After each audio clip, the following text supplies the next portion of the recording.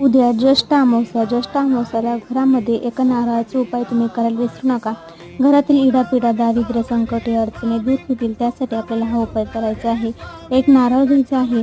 त्या नारळ आपल्याला चांगलं घ्यायचं आहे. पाणी असे नारळ घ्यायचं आहे आणि हे नारळ आपल्याला आपल्या प्रत्येक घरामध्ये कोपऱ्यामध्ये फिरवून आणायचं आहे. देवघरासमोर ठेवायचं आहे आणि त्यानंतर त्यावर भीमसेन कापूरच्या 2-3 वड्या ठेवून त्या जाळायचा आहे. असा हा कापूर होम आपल्याला उद्या दर अमावस्यापासून आपल्याला प्रत्येक अमावस्याला किंवा दररोज घरामध्ये शुक्रवार, मंगळवार केला तरी चालेल.